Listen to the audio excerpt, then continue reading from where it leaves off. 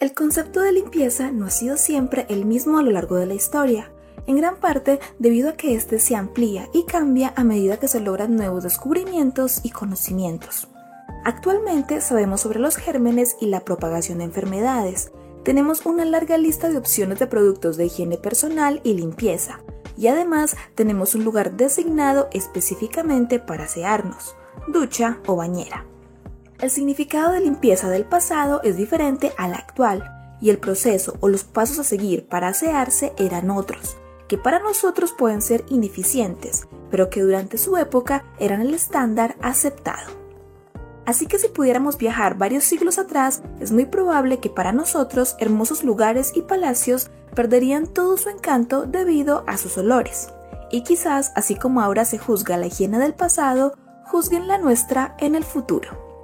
Esta es la historia de la realidad de la higiene en el Palacio de Versalles.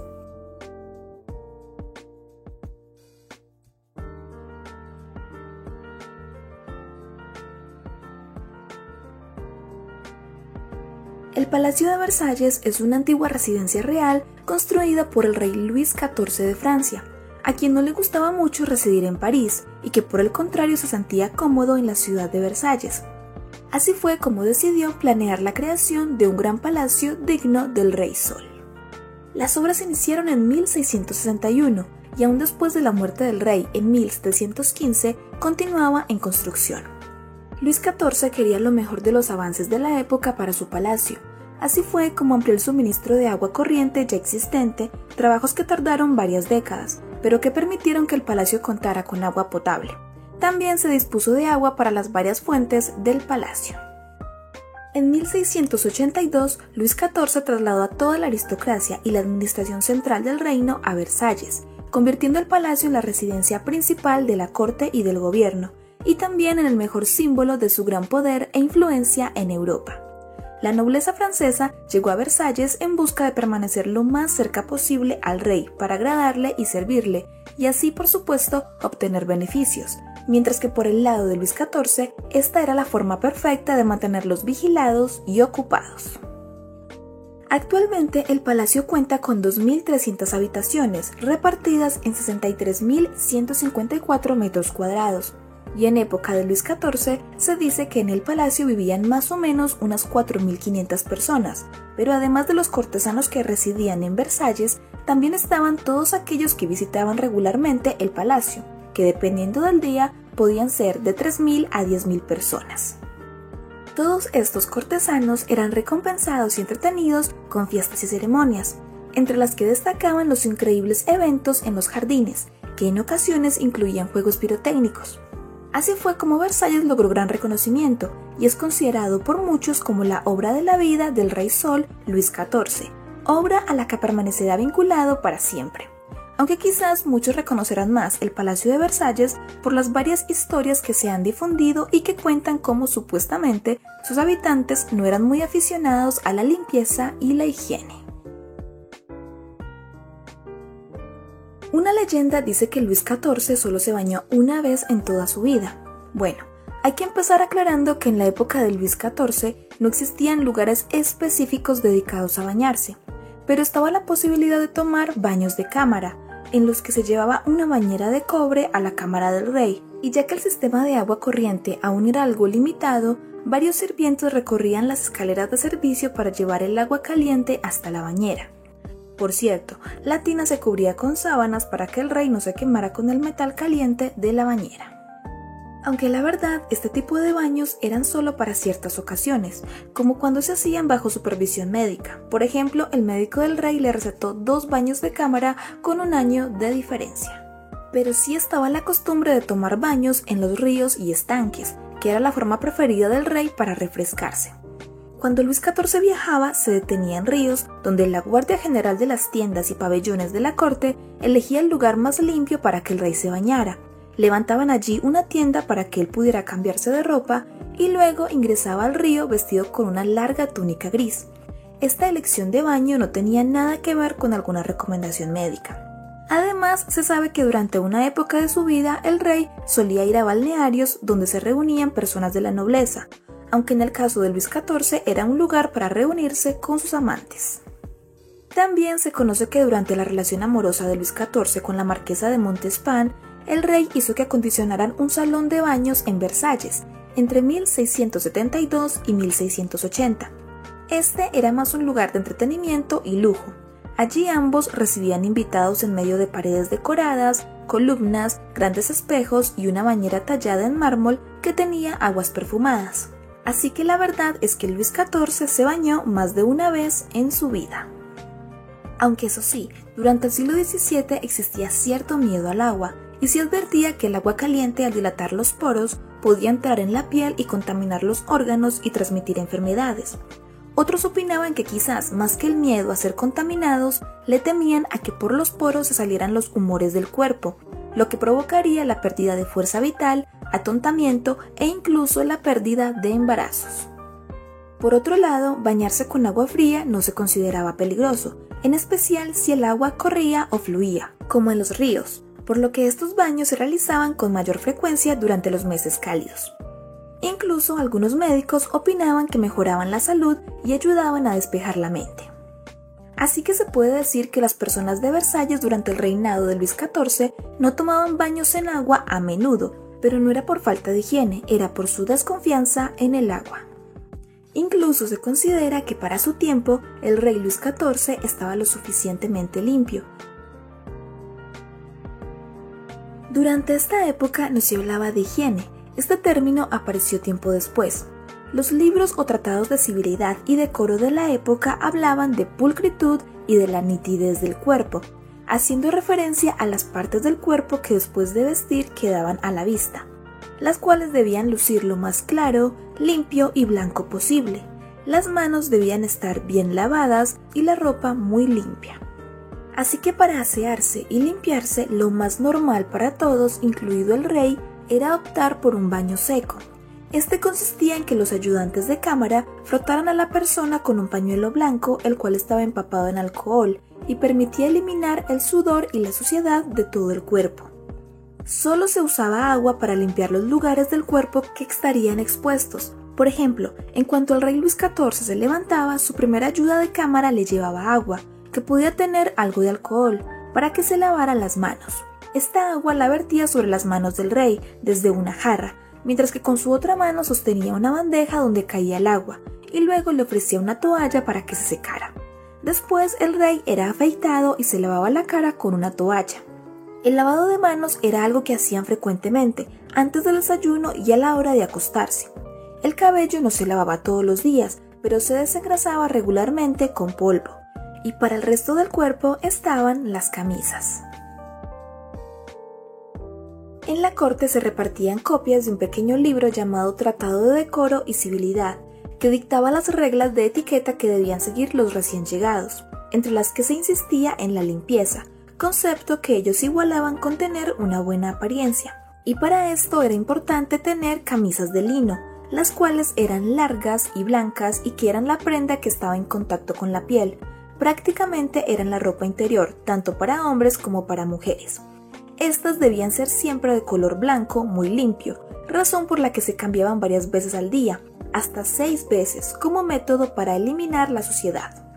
Según los médicos, el lino absorbía la suciedad y la mantenía alejada, misma función que también cumplían las sábanas de cama, las cuales eran cambiadas a diario. En cuanto a la higiene femenina, la menstruación era un tema tabú. Cuando las mujeres estaban indispuestas, usaban paños que probablemente se fijaban a un cinturón de tela o de camisas largas que usaban bajo la ropa.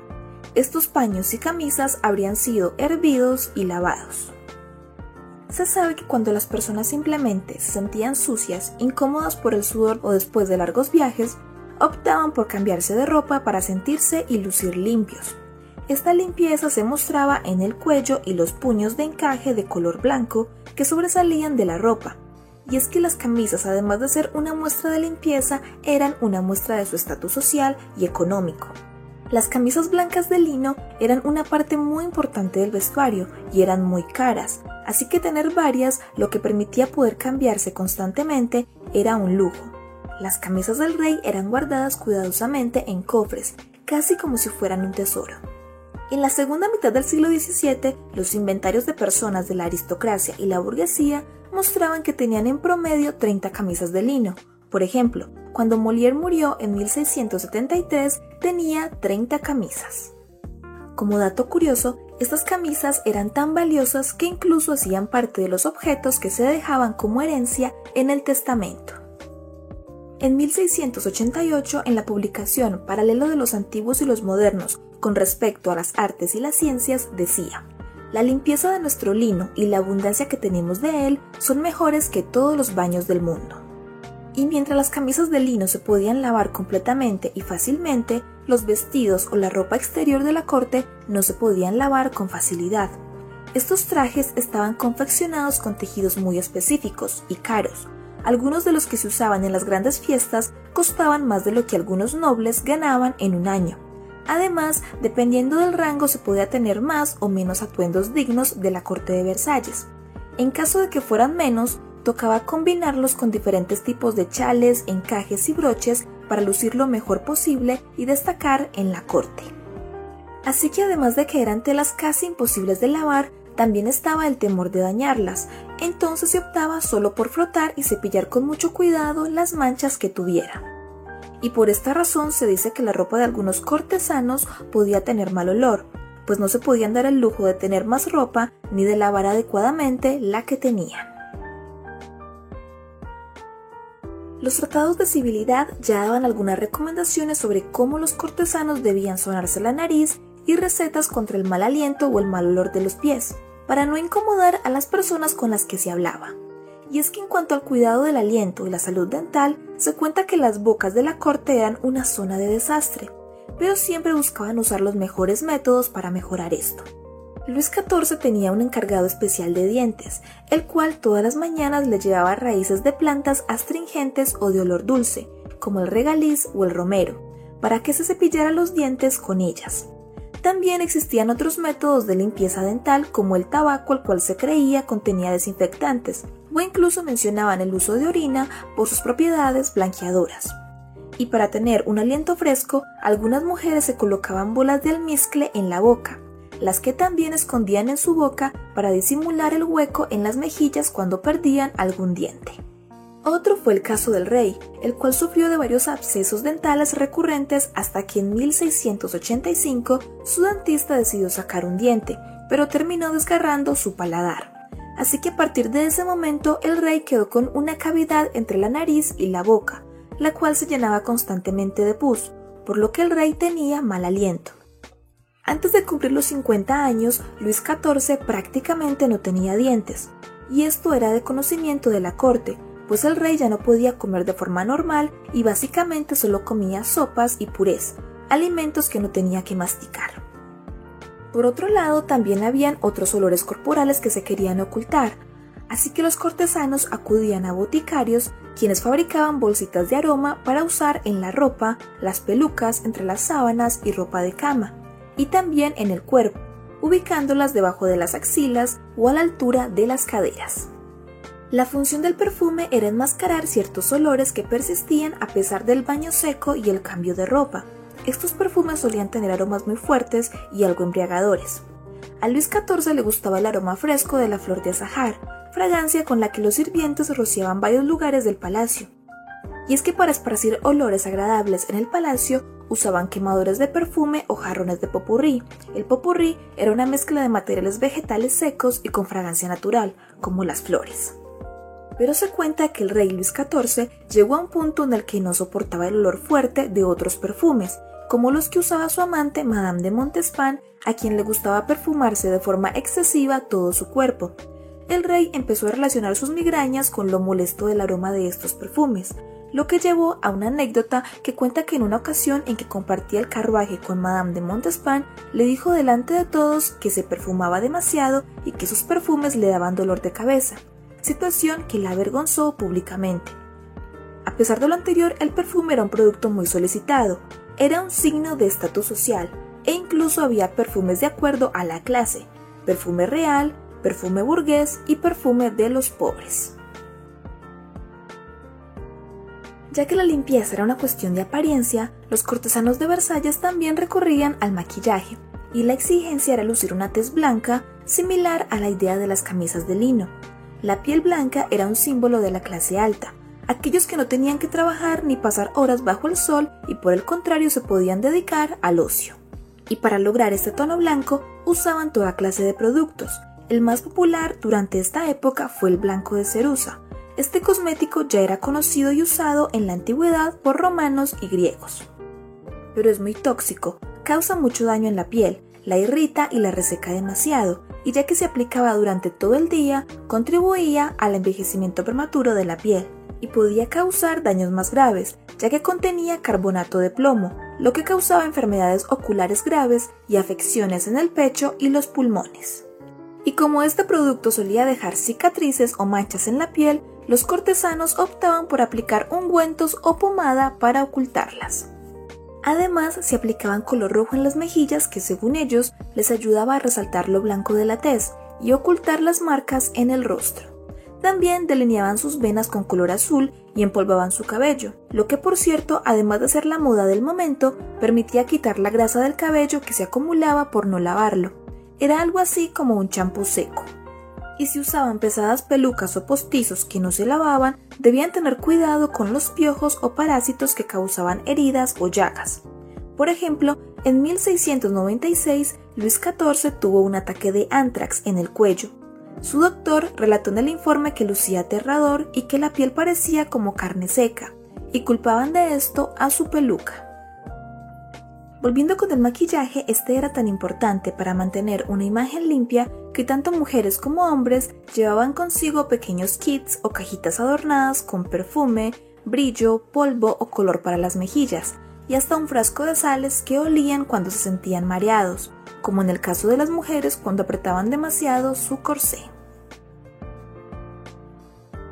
En cuanto a los lugares donde las personas podían hacer sus necesidades, se sabe que cada apartamento del Palacio de Versalles contaba con las llamadas sillas de baño o inodoro, que eran como un taburete o baúl de madera decorado que tenía una tapa que al levantarla revelaba una olla o recipiente de porcelana en donde las personas hacían sus necesidades, y la cual podía estar rodeada de alfombra para brindar comodidad al sentarse.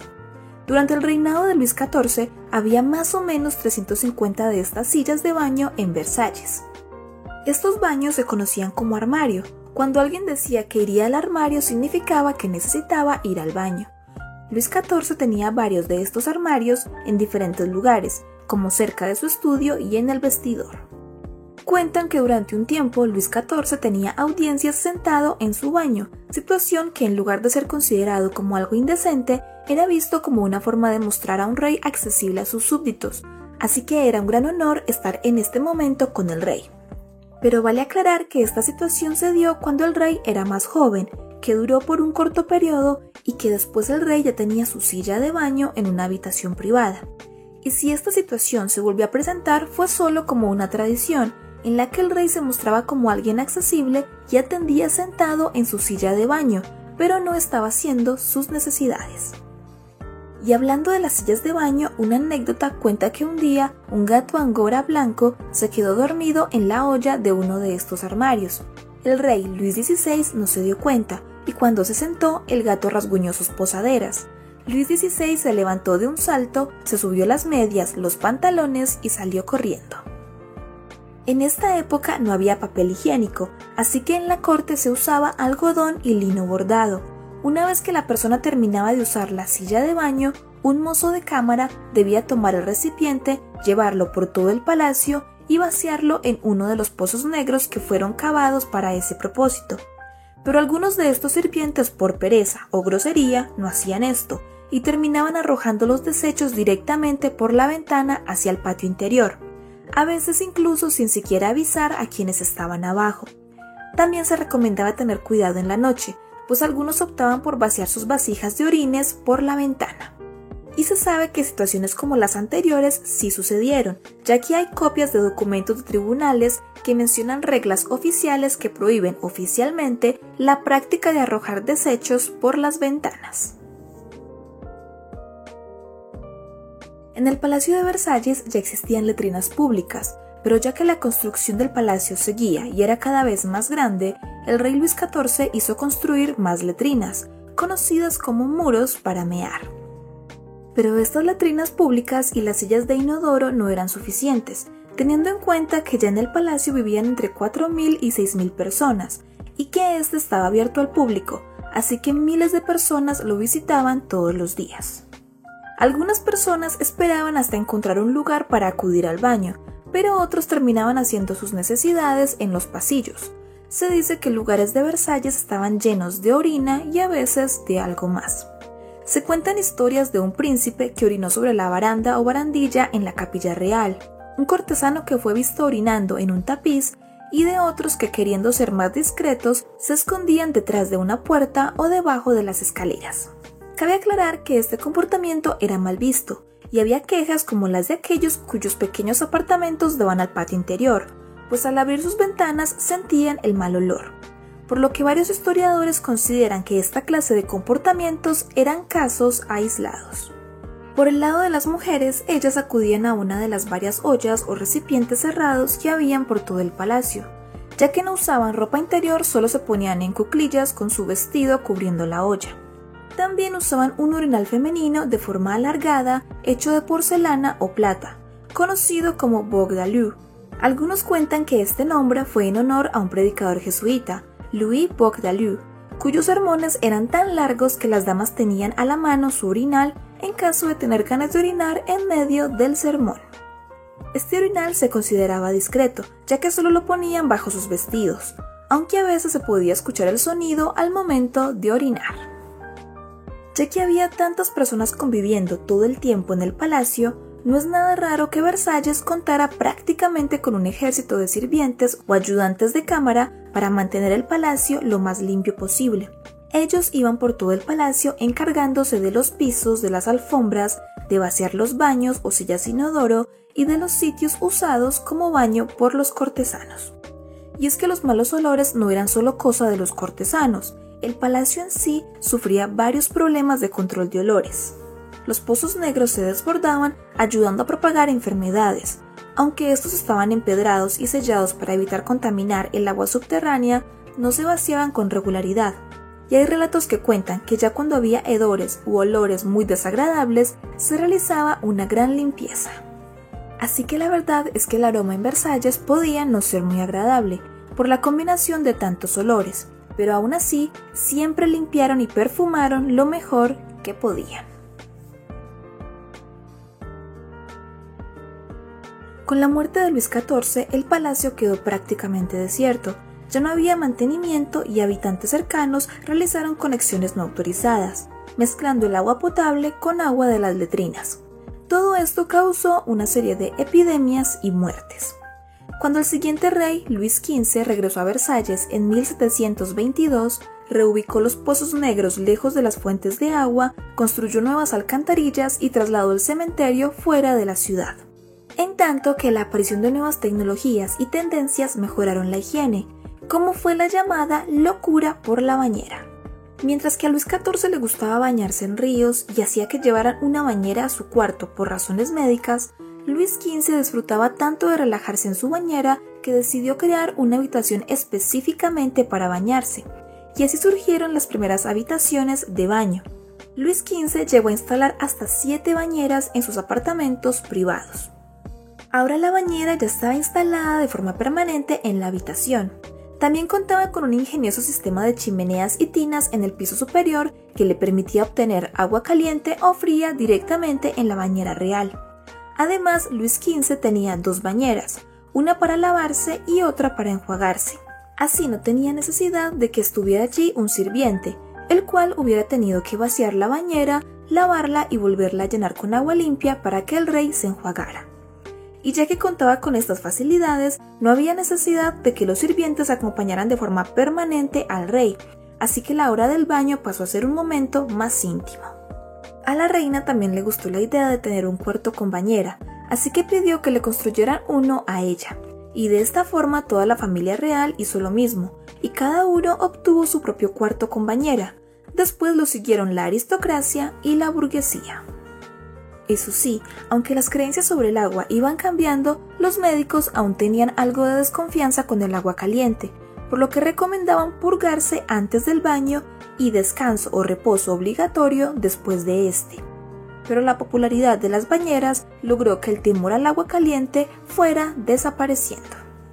En cuanto a los baños, en Versalles existieron varios tipos de baños. A principios del siglo XVIII se usaron inodoros de estilo inglés, que tenían un sistema de descarga de agua que era muy eficiente. Y después, a mediados del siglo XVIII, aparece el bidé. De apariencia trabajada y lujosa, estaba compuesto por un mueble de madera dentro del cual había un cuenco que se podía quitar para vaciarlo. El nombre bidé viene del francés bidet, que significa caballito o pony. Esto haciendo alusión a la forma en la que se sentaban al usarlo. Este también contaba con una funda acolchada a modo de tapa que permitía que el mueble luciera como un asiento ordinario. Los artesanos sorprendían con llamativos diseños y adecuaciones, y se podía encontrar en la casa de los nobles, aunque este objeto era muy raro o exclusivo, y su uso no se generalizó. Ya en 1789 existían unos pocos inodoros con cisterna en Versalles. La mayoría pertenecían a la familia real, pues no todos podían acceder a este nuevo lujo, o no tenían espacio para un baño de estos en su dormitorio. Así que la mayoría de los cortesanos de Versalles seguían usando su silla de baño. A partir de la década de 1760, las cosas cambian. Los médicos ya recomiendan lavar con agua las partes íntimas del cuerpo propensas al sudor y a olores desagradables. Si la transpiración o el sudor se queda en estas partes, el calor las exalta y además del mal olor que llevamos y que esparcimos por todas partes, parte de estas exhalaciones es absorbido por los vasos absorbentes y llevado a la circulación, donde solo daña al disponer los estados de ánimo a la putrefacción. Otro cambio sucedió con los cosméticos, que los cortesanos usaban, pues empezaron a ser criticados. Opinaban que se usaban demasiadas lociones, ungüentos y polvos que sobrecargaban los poros, que tenían demasiada fragancia y que causaban granos en el rostro, dolores de cabeza y la pérdida prematura del cabello. Así fue como las nuevas generaciones, influenciadas por el arte que evocaba el regreso a la naturaleza, empezaron a buscar un aspecto más natural y fresco. Este maquillaje más natural de la corte fue adoptado también por la nobleza de París y luego por la burguesía. Con todo esto, el significado de la limpieza cambió. El perfume y los cosméticos no buscaban ocultar malos olores y ya para el siglo XIX se empieza a hablar de los beneficios del agua caliente. Y para estar limpio se esperaba que te bañaras con agua. Y fue precisamente durante el siglo XIX, después de la Revolución Francesa, que como parte de la crítica a la monarquía se reforzó demasiado la idea de suciedad en el Palacio de Versalles, idea que se unió con los nuevos descubrimientos en cuanto a salud y la aparición del concepto higiene, que resaltaba lo importante del cuidado personal para la prevención de enfermedades. Se empezó a ver con rechazo y crítica la forma como en siglos pasados trataban la higiene, y se popularizó la idea general de un Palacio de Versalles completamente lleno de suciedad y hedor, idea que permanece hasta la actualidad. Y el por qué actualmente no se ven baños y bañeras en el Palacio de Versalles se debe a los diferentes cambios que ha sufrido el palacio en los siglos siguientes, como en el siglo XIX, cuando el palacio se convirtió en museo y se llevaron a cabo ampliaciones y renovaciones para aumentar el espacio para las exposiciones. Los historiadores insisten en informar que en Versalles durante los siglos XVII y XVIII sí existía la limpieza, de acuerdo a los estándares de su época, que sí existían baños y que también es cierto que sucedieron ciertas situaciones o accidentes desagradables relacionados con la falta de educación. Y por último afirman que no podemos ver el siglo XVII y XVIII con nuestros ojos del siglo XXI.